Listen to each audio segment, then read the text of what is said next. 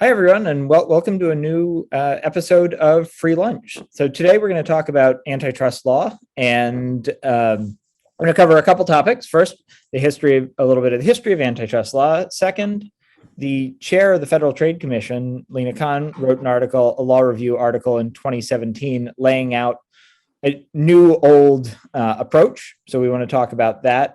And then we're going to talk about, what sort of a difference can she make given the institutional constraints. And so just as sort of a basic intro, Lena Khan is the chair of the Federal Trade Commission, which is one of the two most important jobs in antitrust, the other being the head of the Department of Justice Antitrust Division. And as chair, she has a lot of power to shape U.S. antitrust policy if she can form a consensus. So right now, she's one of five commissioners, or one of four, sorry. Another commissioner is waiting for senatorial approval. And so her powers right now are, I would argue, limited by the fact that there's only one other Democrat on the commission. But we'll get to that later. And that I want to throw it to Tom to talk about some of the history of antitrust law in the U.S. Yeah, maybe a little bit more framing too, Steve, before I talk about this. One way that you might characterize this neo-Brandeisian approach to antitrust that's emerging, particularly under Khan and under President Biden's leadership, is as one that looks beyond consumer welfare to judge whether or not the market structure or competitive practices of firms are considered to be salutary or beneficial or desirable or at least legal, is the idea. There have been other times in American history where this was an important consideration too. The rise of railroads, for example, in the mid-19th century gave rise to the Interstate Commerce Commission, which was an attempt to get hold of, allegedly, the large scale and the monopoly power and the monopolizing practices that railroads were thought to exercise over shippers in this particular market. The rise of a general industrial scales through the energy companies like Standard Oil of Ohio or other big companies led to the formation of the Sherman Antitrust Act and the Clayton Act, which again were designed to hit at the broad size and scale and scope of companies, as well as practices that impinged upon potential competitors to operate them with them in markets in ways that benefited consumers. So this has happened throughout time.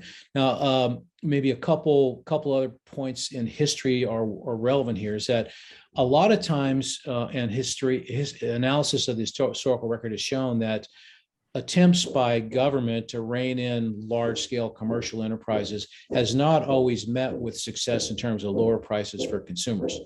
So we can all reflect on this. Airlines was, for example, an industry that was quite heavily regulated up until the mid to late 70s. The regulation started when commercial airlines first started becoming significant in the late 30s, early 40s. Regulation by the Civil Aeronautics Board was shown to greatly reduce price competition and increase prices for consumers who flew in these markets. That industry was deregulated in the late 70s, largely under the leadership of Democratic President Jimmy Carter and Democratic political leaders in the Senate by Ted Kennedy, for example. So there are great examples of that. It's not clear that the Clayton or Sherman Antitrust Acts resulted in any real cost savings through enhancing competition in any markets that are out there. In fact, the evidence is quite the opposite. So the modern view that you talked about, what I'll call this neo-Brandeisian view, I think has a tough road to hoe in terms of providing evidentiary support for why their more broad approach towards antitrust is useful. And once again, just to clarify it, I would characterize the difference between the neo-Brandeisian approach and the approach we've seen over the last 30 or 40 years as the following. The approach we've used over the past 30 or 40 years has been one which evaluated consumer welfare and used that as the ultimate standard of whether or not we would judge a particular commercial practice or structure legal. The neo-Brandeisian approach is one which will admit many other criteria, such as wage growth, employment, income inequality, environmental effects, racial justice. It will include many of these other kind of criteria in judging the competitive acceptability of certain customer practices. I have a lot I agree with a lot of that and a lot I want to add to it, but I thought I might just ask you, since maybe not everyone knows who Brandeis is and his role in this. Is there a just a short gloss on Brandeis and Neo-Brandeisian you can give for any listeners who aren't up on that? Steve, do you have anything you want to add, or I can tell you what I think I know. Oh, Tom, you go. So and Greg, you obviously know. I mean, as I understand it, Brandeis was a Supreme Court justice. So far, so good. Who, in some of the early antitrust cases, espoused this broader view and broader goal for the application of antitrust policy towards eradicating social problems. And that was a view that existed for a very long time, up until really 60s, 70s, when a tighter view of the importance of consumer welfare for judging the legality of commercial practices was adopted and embraced. By the way, that the use of consumer welfare, when it was embraced, was really embraced in a bipartisan way. Kind of the politics of antitrust policy fell by the wayside. Antitrust policy became much more of a clinical activity. I think, Greg, you might even say immoral type activity. It was just pure, is this good for consumers or is this not good for consumers? It put a real large burden on plaintiffs in antitrust cases to make an argument about how a given practice was harmful to consumers. And I think in many cases, when we get to talking about Lena Khan's article, I think you'll see when you read that article, one way to read it is to say it's her expression of frustration with the constraints that the standard of consumer welfare places on plaintiffs in antitrust cases. That seems right to me. I mean, just at the most abstract level, you think of Brandeis as representing an expansive view of the mandate, the purpose of and mandate under the Sherman and Clayton Act, as well as under a lot of different laws, but with particular to this issue, and a more restrictive, giving less scope to what's prosecutable under the law has come to be favored, leading to fewer antitrust cases. My own view is this whole business is immoral. These laws are wrong. They're destructive. They're rooted, I think, ultimately in envy and a pre-capitalist mindset where you think there's some either cadre of elites or the people as a whole are able to direct how an economy runs through means other than participating in the economy, that is by force. I think the history of antitrust from its beginning is a history of the destroying of the best companies in America, the most productive companies in America, the companies that most benefited Americans and people around the world by any rational standard of benefit, as indicated by such things which I think are only proxy metrics, as lowering prices, higher standards of living, and how successful these companies were in a market which was free. And this whole, from the beginning, antitrust has been about unfreeing the market. It's been the voice of envious mediocrities, trying to destroy the great companies and lobotomize capitalism, the mechanism of markets by which new ideas gain prominence. And even the idea that we should be regulating for the consumer welfare, understood as keeping prices low, or keeping prices in a certain range, or keeping a certain number of competitors in the market, assumes that there's some kind of way to know on high just what prices should be, or just what number of people there ought to be in the market, or just how it should work, apart from the choices that people make when they're on a market, which they're morally entitled to make, and which are, I think, the only standard here, actually, and which we can see when they're followed, manifest in growing wealth, growing opportunities for people. So I'm not a big fan even of the consumer welfare standard we have, largely since starting in the 70s and largely since the 80s, but it's a big improvement trying to get at least some way where there are some standards of proof that you could say, well, prices are going down or people have fewer choices. There's at least something the prosecutors have to show that is relatively well defined, and it's semi-possible to know if you're violating these laws in advance more than could be before. So I think it's an improvement over the reign that we had before, and Khan's trying to undo it. Mm-hmm. But I don't think it was great. I mean, we had the persecution and lots of findings against Microsoft in the 90s, the heyday of the current regime, for giving away a web browser for free. And all the kinds of things that are described as anti-competitive and et cetera. I don't think there's any objective standard by which we can say they're bad for anyone, other than that some people don't like them. and they can get a mob behind them to clamor about not liking them. And if you look at, Khan first came to my attention in 2017 when I think she might have even still been a student at Yale when this article was published in the Yale Law Review that got a lot of attention. It was written up in the major newspapers at the time, and it starts out, quoting Ida Tarbell wanting to tear down Standard Oil, and comparing Amazon's business strategy to it. But no thought about what was the result of tearing down Standard Oil. Was it even needed for the stated objective? Standard Oil's share of the market had been declining for years by the time the case was even filed against them, and continued to decline before they were broken up. Prices had fallen by more than half in the market Standard Oil dominated while it was dominant in them. That's a crazy amount of, so by what standard was this bad? Well, they were big. People are scared of big things. They were doing things that struck some people as unfair, although not by any rational standard, I think, of fairness. And that did not violate anyone's freedom. And if you want to compete against them, if enough people think it's unfair, they don't like the way Apple runs its market, or they don't like the way Standard Oil deals with the railroads, there's all the capital in the country that could be used to start competitors to these things. The reason that we don't have large scale competition is because it's not economic to do. And the reason it's not economic to do is because when you factor in all the values of everybody involved and who they want to trade with and deal with when they're not guns out forcing them to do otherwise, the models that these companies are following are the models that people want. That's why they're succeeding in the market. And that's why people are benefiting from doing it. So I just think this is an immoral area of law that's been slightly reined in by a consensus coming to power in the 80s, that we now have a power-lusting mediocrity trying to destroy some of the best things in our country and in the world right now that are keeping us alive and prosperous. So that's my pulpit style speech again. Getting a little moral verb. Really, what do you think about it?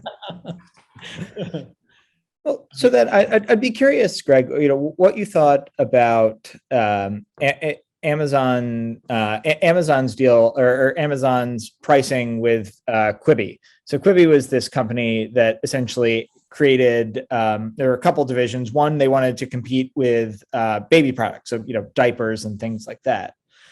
And in Khan's article, she details how essentially Amazon priced below what Quibi could price, and then essentially tried to buy Quibi out and couldn't, then started this mom's club where they had even more discounts. They discounted the price of diapers like 30%, which as a person who is a kid in diapers, like a 30% discount on diapers sounds pretty nice.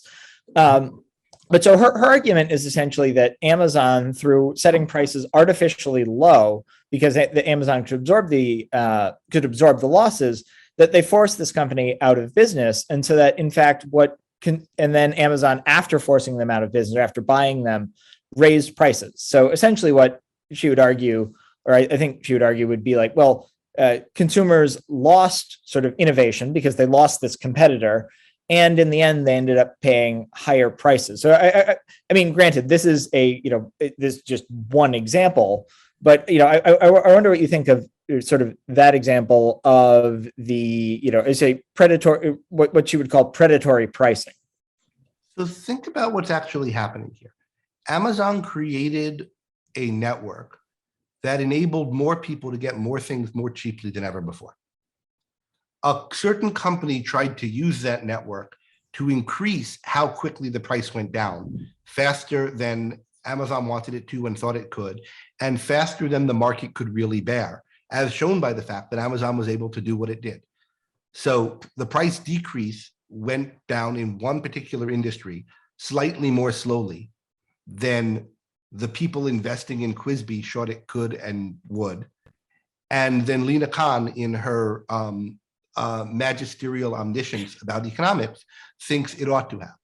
Who made her God? And there are other economies that are, if they make diapers so much lower than it's, all the money flows in the economy in different ways. Who knows what diapers should cost? It's not like diaper costs were skyrocketing. People are spending twice before Amazon for diapers. It's just in the way Amazon wanted its market to be used. The prices of one particular commodity one particular item fell slightly slower, or rather faster and then slightly slower than one particular company's business model thought was possible. So yeah, let me just comment on that same example, and not the traditional response to Khan's argument in this case is that, this is a standard predatory price argument. You lower your price so the competitor goes away, you raise your price later. You're recouping your losses by raising your price later. In most competitive markets, you don't have an ability to recoup your losses because there are other competitors out there. So for example, I don't think anybody would argue that Quimby and Amazon are the only way to buy diapers. There's Walmart out there. I imagine there's dozens of other ways to do it. And it's not a particularly hard market to enter. I mean, consumer products firms make these things and distributors like Amazon and Quimby sell them, right? And so it's not the recoupment argument is missing in that particular case. So you just carry that on. Also, her argument is if you don't demand that recoupment be shown to make this cross subsidy argument or this predatory pricing argument, you could basically sue and put out of business every company in the world. You go into any grocery store, there's going to be products in there. There's going to be skiffs there that are called loss leaders, right? There are just things that they don't take as much margin on as they do other things. And no one really knows the science of what are the loss leaders is difficult. I want to get back to the science of this stuff later on. For a lawyer or anybody to come in and just say, wait a minute, you have to charge the same margins, or you can't charge any prices that don't contribute to your margin the way other prices do, is beyond the pale. And it's the kind of governmental overreach that causes inefficiencies and distortions in the first place.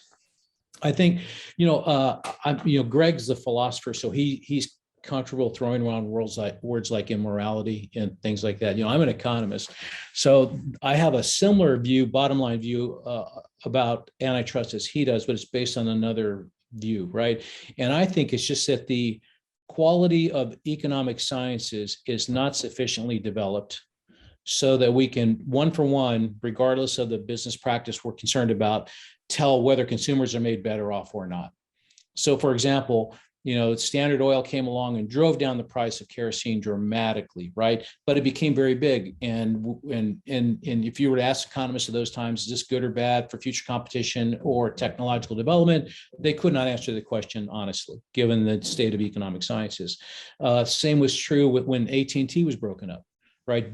Basically a monopolist over all facets of the information technology company. Did breaking up AT&T hasten the speed of innovation in information technology? I don't know. We've had a lot of it since it was broken up, but I don't think the economic sciences now allows us to know that or not. When Microsoft was forced to recede from the Internet of Things world, did that world become more competitive because they weren't hanging out there? I don't know. My instinct is that it wasn't a good thing, that I would like to see a company with that kind of track record see what they could do in terms of competing in that market, but I don't think so. Now we're stuck with companies like Google, Amazon, and Apple that are the new gorillas in the room. They're operating in even more complex economic environments that include network externalities, all sorts of stuff that didn't exist even 30 years ago that we have to worry about. And they're just big in scale, they're big in scope, and the quality of economic sciences allows significant debate to occur there. And I think in public policy, when there's a lot of debate about what the objective effects are of actions, I think morality doesn't take over, I think politics takes over. So for example, if I'm trying to compete with Amazon and they really are much more efficient than me, I'm still going to compete with them, and I'll basically hire lawyers instead, right? So MCI, the telephone company that came in and right after the AT&T monopoly was broken up, they spent 5 or 6 years of all their capital on lawyers. That was how they competed. So I think that antitrust is basically the ground through which some competition takes place these days. And I think it has to do with the fact that we don't know as economists exactly what every business behavior means in terms of consumer welfare. Let me say a little about the connection between the morality and the economic thing, because not being an economist, but nevertheless an outside, fan of the discipline or observer of it, think it's right that we don't know enough to make these decisions. But suppose we did. That is, suppose that information was available. Suppose that the science was 100 years or 200 years into the future of it, and a lot more was known about the things would work in network effects and so forth. Sure. Would that then justify these kind of things being handled by political power? I don't think it would. I think one, it's just immoral for it to be, and it cannot be justified. But two, the things that make it seem to need to be justified would then, that knowledge of what the effects of Amazon doing a certain thing on consumers or whatever would be out there in the world. It would be known by venture capitalists. It would be known by competitors to Amazon. It would be known that they're pursuing a strategy that's going to hurt their customers long run. It might take 20 years, but if we can compete with them in this way and run them out of business over doing this. And capital, unlike politicians, is able to think long term. Mm-hmm. Especially when it's free to do it. So sure. I think it's not like economics is in an artificially primitive state.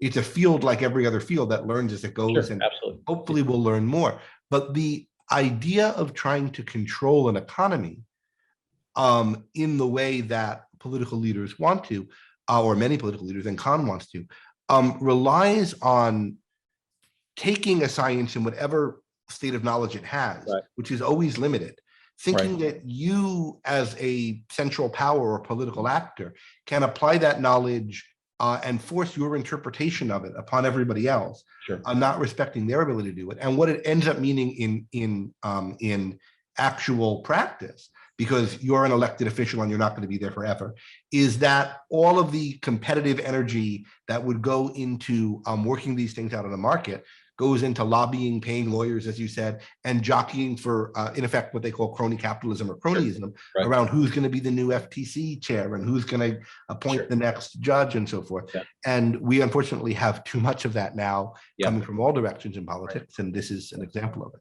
Yeah. I think that's the transactions cost of being a private enterprise, a corporation in a democratic society. I think there's always going to be a part of your investments that has to do with managing the threats associated with that. You can look at climate change, you can look at racial justice issues as having the same effect on companies. I view that as kind of political. I think that what the neo-Brandeisians are doing is what I view it is just an attempt to do away with any accountability standard that might be applied to the prosecution or the enforcement of the antitrust laws. But wouldn't the neo-Brandeisians argue something like, okay, so we have this current consumer welfare standard, and what we really should do is we really should, we want to expand it just a little bit to say also include workers and innovation, and because the current standard is just slightly too narrow, and it misses. It's missing some corporations that we believe are able to, say, restrict innovation. Right. I think that modern I think economists would think about that as an implication of applying the consumer welfare standard, because we have to think about future consumers, and future consumers are benefited by innovation that reduces costs or provides greater variety. So they would just view that as a natural standard. Wage growth, right, or worker rights, I think that's beyond the pale of consumer welfare, and I think that's something that's been explicitly mentioned as being part of a neo-Brandeisian type approach. Yeah. So in the new, so one of the Federal Trade Commission obviously regulates mergers, and the merger guidelines they're in the process of being updated. And one of the things they're soliciting questions on is to what extent should labor be included in these guidelines. Now, Tom, I think, and Greg, I think I know your opinions on this. So it's not a done deal that the consumer welfare standard might even change. Sure, that's right. Like there's still a long way to go. But while we're on the subject, sort of broadly of the law review article, Tom, did you want to talk about the call at the end for provisional regulation? Yeah, so I think, as I said earlier, I think the chief difference that I see between neo-Brandisian and traditional or contemporary antitrust policy is contemporary antitrust policy wants to focus on consumer welfare. Brandisian has a bunch of other criteria associated with it. I think that they think that most of those other criteria can be best understood and controlled by manipulating the structure of industry. So, for example, instead of waiting for the ill effects of monopoly to show themselves, let's make firms divest vertically of certain kinds of activities. So let's make Amazon split up into an Amazon Web Services and a Prime operation. Let's just separate them to limit the ability to cross subsidize activities there. Or let's take an Apple. Let's basically say we think the Apple Store is a monopoly. It ought to be spun off and run as a regulated monopoly. And the rest of what Apple does, making devices and other kinds of things, providing music services, they can do that on their own. So I think they'd be much more comfortable with structural solutions that are applied early without even having to ask the question about what are the effects on consumer welfare of these ideas. Greg, did you have any thoughts, or do we want to move on to sort of what sort of a difference can one incredibly powerful person make? I mean, Or sort of powerful. Yeah, I just want to reiterate, from my point of view, this is fundamentally an issue of the wrongness of this whole area of law. And what we have is it's an anti-freedom, anti-capitalist, anti-right, usurpacious kind of law. And what we have, and one that the laws I think are written in a way that doesn't really have objective meaning, that gives judges ridiculous amounts of discretion. And I think by and large, American jurists haven't wanted ridiculous scopes of discretion and haven't wanted to leave that much discretion to regulators. And so what happens when you have laws like this is the legislature has essentially defaulted. The courts, ultimately, judges don't like feeling like they're legislators, and they default to coming up with rules and tests that make things more standardized. There's a kind of simple test you can apply. They don't always do it perfectly. I think they shouldn't have to do it, and there's no way to do it really all that well, but it's good that they're doing it because they're trying to make the legal system predictable, and companies can know if what they're doing is illegal beforehand. And so the kind of regime that's developed in the courts on the one hand and in the regulatory agencies, I think is a healthy pushback against a kind of, or a pushback, but kind of like ossificatory pushback against something that gives too much arbitrary power to particular officials and to judges. And what I think Khan is doing is saying that this kind of ossification of the process, where there are these standards, they don't work. Antitrust law has failed, she says in her article. It's failed to do what it was originally supposed to do. What was it originally supposed to do? Well, give us a way to take down companies that some of us don't like, because we think in some sense they're bad for the country, although we can't really explain what's bad about them. They're wrong that they're bad in the first place. And it's, I think, essential to what they're doing that they can't explain why they're bad, because if they could, there'd be a specific harm they would be committing, and we'd be able to say what it was and think about whether it's bad. And I think what she's trying to do is either get back flexibility or just increase the range of things that are now considered illegal. But it all amounts to, profits are too high, says someone from The Economist that she quotes. Too few companies control too much of the market share. By what standard? Who the hell knows how many companies should control what? And should run what? These things are sold at a loss, so that these things could be sold at a higher profit. Well, who knows what's good or bad in that? I mean, isn't that up to the companies and the customers, to them to see, to decide? If you want to, subscribe to a platform that gives you some things more expensive than you get elsewhere, but other things less expensive or more conveniently.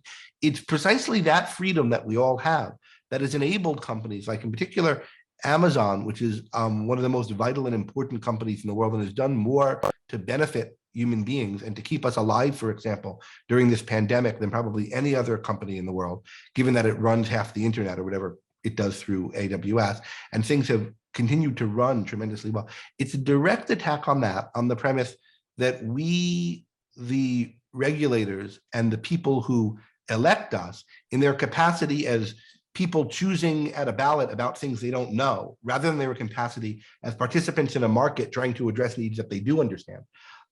It's the public in that first, rather than that second capacity, and us demagogues who try to speak for them, that are able to determine how our lives should run. And that's what I think this is about. I think it's the law review article, I think, was a shot across the bow on behalf of something really bad. And I think that she's been elevated to a major position of prominence in the government is really troubling. I think the worst thing about the current administration, in fact, but what can she do here? Steve, tell us. How afraid should I be of this woman? Not very afraid at all, because there are a lot of institutional constraints. So the chair is the most powerful commissioner of the FTC. And just as a side note, there's some great speeches where with commissioners saying essentially, well, if you're an academic, be a commissioner, but if you're a partner at a law firm, like being a regular commissioner is a step down, because before you got to make all these really important decisions and now you're just, one of, 5. But so as the chair, she has power to essentially shape the budget of the FTC, choose the directors, choose other top level managers. Although she's massively constrained in that the commission now has 2 Democrats and 2 Republicans. So in general, independent commissions have 5 people, 2 Democrats, 2 Republicans, and then the president gets to appoint the chair. So right now, the FTC only has 4. So this limits a lot of what Lina Khan can do. In addition to the limits of the courts that we were discussing before, and we discuss later. But so within that, so she's limited by the fact that she only has sort of one other I'd say ally. Although granted, if all the commissioners agree, then she has basically, if she can form consensus, then she has a lot of power. But if she can't form consensus, then her power is very limited. And another thing that's going against her power at this point is there's been an absolute explosion in the number of mergers. So if you look at data, so any merger that's going to create a company that has a value of over, I think the latest threshold is $92 million, essentially has to report this to the government. And the number of reports are now way up. I think the last report is in the fiscal year 2021. So government fiscal year goes from October through September. There were over 3,600, merger applications, and there are all sorts of statutory deadlines. And so the FTC has had to take resources away from other activities just to process these mergers. And so currently, there's been a slight scandal here, because within the statutory deadlines, the FTC has been sending letters saying essentially like, oh, you still have to wait, even though you're outside of a deadline, because we just don't have the manpower to review it. Although it is worth noting that 95% of these mergers get cleared with, no other governmental action. So, in terms of, overall constraints, I guess to reiterate from earlier, supposing the 5th commissioner gets the Senate confirms it, and he agrees with Khan and the other Democratic commissioners, then she has a lot of power to shape antitrust law, but just within the Federal Trade Commission. Without that, I don't really see that much of an impact. And the last thing I'll say is we were discussing this quote earlier, which is essentially, do you want an FTC chair who's going to win cases, or do you want an FTC chair who's going to have a bunch of spectacular losses that enrage people and that causes sort of a rethink of antitrust law? So, Tom, do you have any thoughts on sort of the constraints that Khan is facing? Let me flip it in the opposite way. I'm trying to put myself in her shoes and think about the opportunities that I have, right? And I don't think she really cares about most of the mergers that have to fill out a Hart-Scott-Rodino thing. I mean, $92 million in a $24 trillion economy is just not a big deal. I mean, an example, you look at the most recent proposed merger between Spirit Airlines and JetBlue.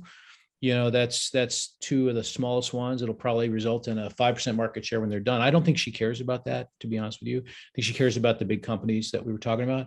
I think her better approach is to try to talk the other commissioners into doing investigations around consumer fraud, right, or deception.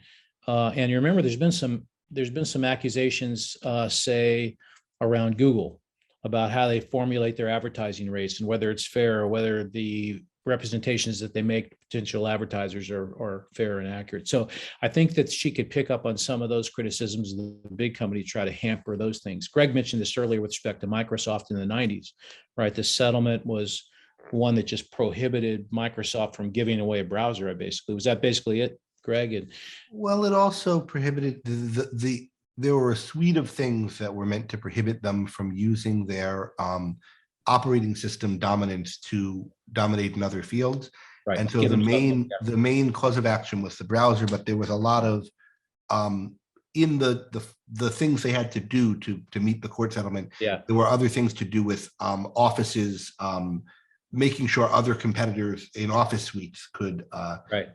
To facilitate other people competing with them in the office suite space. Right. So I think if I was her, I think I would look to the other statutory authority that the FTC has around fraud and deception, and try to go after the bigger structural and impose similar constraints to what were imposed on Microsoft in this case.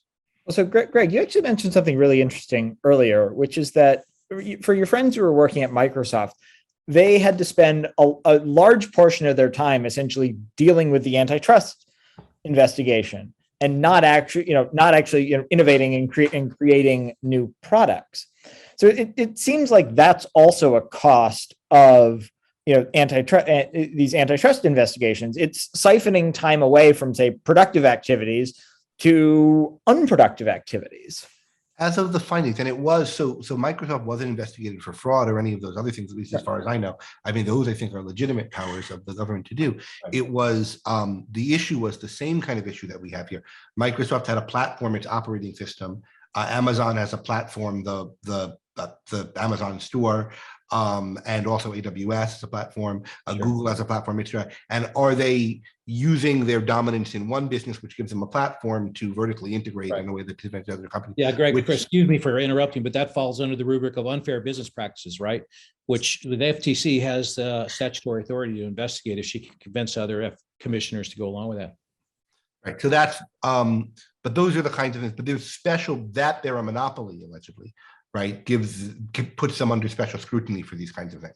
Whereas if they were a mom and pop store, they wouldn't be. And that's what I think is unjust. But yeah, I think it does siphon a lot of it. I mean, it's too small a thing to say it siphons energy out of productive things and puts them into unproductive ones. You have the whole genius of Microsoft. Well, this was a company that was agile. It was under the leadership of Gates, swinging on a dime to embrace whole new business opportunities. They pivoted to take the internet really seriously after having not taken it seriously enough for a while. And it was one could read biographies of this period and the influence of Microsoft and Apple back on one another as they each started taking this seriously, and how much dynamism there was that went on to improve all of our lives. The whole wind was taken out of the sails of Microsoft by this. It's not an accident that I think that the main mind behind Microsoft left business after this case. They weren't able to do what they had done before. And you had the company essentially die off and become a kind of sclerotic, boring thing that was a joke for like 10 years, and then kind of revived in the personal devices market under new leadership, and is doing somewhat better again. But imagine if during the period when Apple was creating smartphones and changing all of our lives and bringing the internet into our pockets, you had not just Steve Jobs, but Bill Gates and everything he represented, the kind of business genius that had created the computer revolution, doing that too. We were robbed of that, and we are probably decades behind where we would be in I think in computing if we hadn't had that. And it's not like that helped Brin and Page or anyone else. They were, by doing it, or at least I need some real evidence that it did. On the issue, Steve, that she doesn't have that much power. She could either win tiny cases or have spectacular defeats that will maybe motivate people in her direction. I mean, to me, that's a strategic question about what's the most efficient way to do your evil. But it's, I think, an evil that's trying to be done here, and it's an evil that has a lot of cultural momentum behind it. We had antitrust actions filed against the dominant tech platforms by a coalition of Republican governors towards the end of a few years ago, and by Democratic, not governors, sorry, attorneys general, and by Democratic attorneys general. We have anti-freedom senators, anti-capitalist senators, from Ted Cruz to Elizabeth Warren, rallying to do things against the tech industry on the grounds of them being monopolists. Their particular complaints against these companies are slightly different, but all of them are essentially the same, resenting them for having created technologies that we all use all the time, and therefore by having positions of special influence in the culture that they've earned. And that resentment is among left-wing politicians and right-wing politicians. It's growing and being stoked progressively in the bases of both parties. And now we have somebody who represents this hostility towards the best achievements of American business, particularly Amazon, elevated to this position of power. And how effectively she uses it, how quickly she's able to generate change in this direction is a good question. And how big a factor she's going to be versus the next person doing this, versus some clever attorney general, versus some senators getting finding the right compromise to craft a bill that will expand the language in the current, that will expand the current antitrust powers. But this is, I think, a growing movement that we need vocal opposition to. And I think you can have a kind of opposition that's merely economic. I don't mean merely like economics is bad, but that's limited to, here's what we can specify about the economic effects of this. But I think to be really effective, we need to bring in the moral picture here. What we're trying to do is hamstring companies and hamstring consumers by pretending that the deals that companies make with one another and with consumers under a free market is somehow anti-competitive.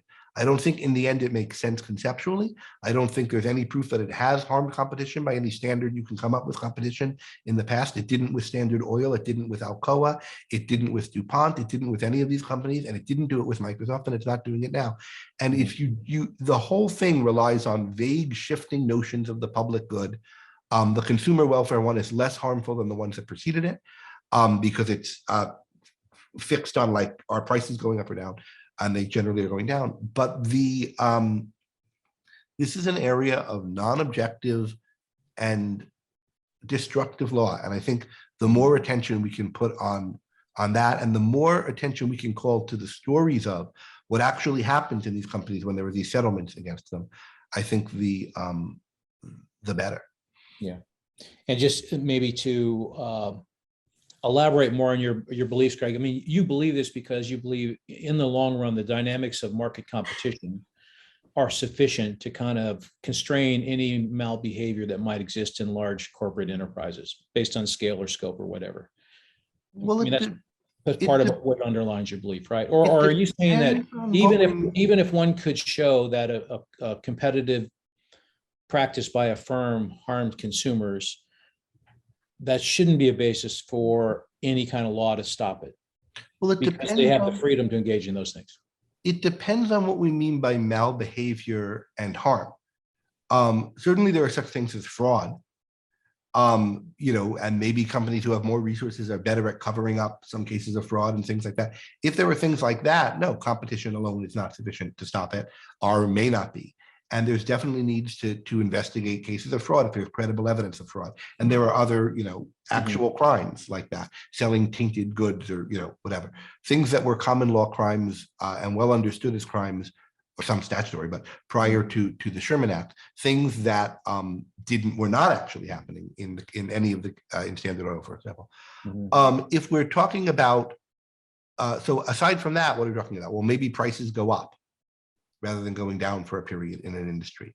Maybe the choice of goods available in an industry for a period goes down rather than up.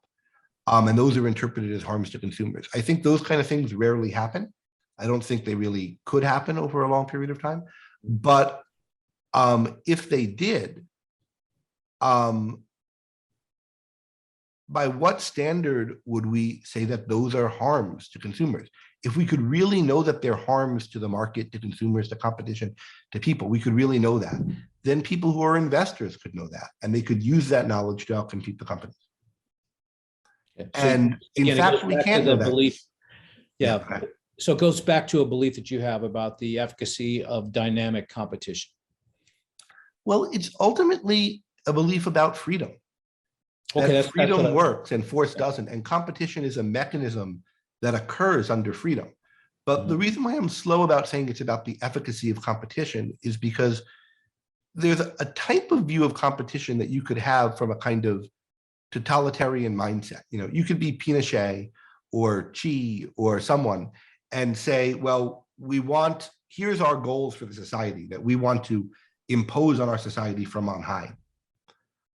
We think they will be best achieved if there's more wealth. We think there'll be more wealth if there's more competition. We can set up the market so that there's the right amount of competition, so that there's the right amount of wealth generated and so forth. And that's what Khan thinks she's doing, right? She thinks we'll have more competition if we have 3 companies doing what Amazon's doing instead of 1, and 2 Googles instead of 1 Google.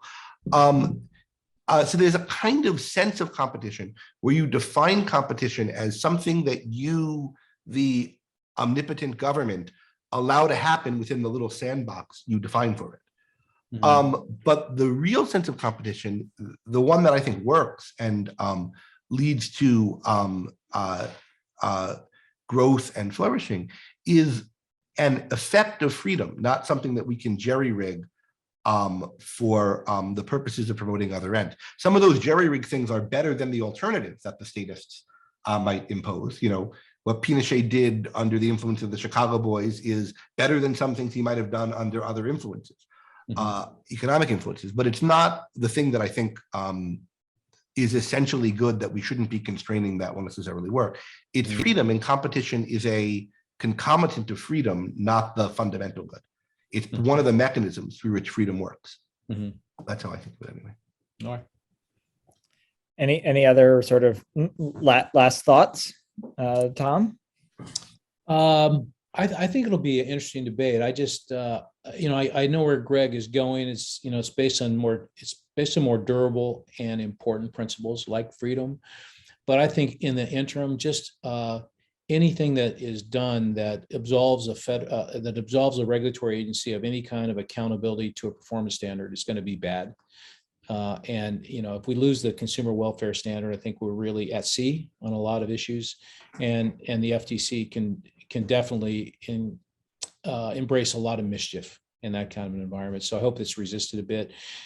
Maybe another comment too is that I see this as part of another trend in society, like the issue of corporate governance, right, and who owns corporations and what their role ought to be. That's morphing into this, stakeholder analysis, which is this broader trend, which confuses accountability about what corporations ought to be doing. So I think, again, like through these past waves in the history, the early antitrust wave, the regulatory wave, deregulatory wave, they're all based on this kind of something in the air idea that how much can we trust freedom and individual action to satisfy human wants and promote human flourishing, and how much do we need intervention? And for some reason right now, it just feels like the interventionists are on the rise.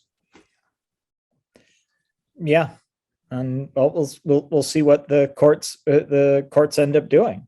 Yeah, because I imagine that a lot of this, especially the consumer welfare standard, will be litigated. Yeah. Whether it's litigated in one foul swoop or in many small swoops, I think is the question. Yeah. Well, thank you everyone for coming. So we should say before that the views expressed in this podcast don't express the views of the University of Texas or necessarily even our views tomorrow, although, they might. So, But not Texas. so with that, until the next episode, we'll say goodbye.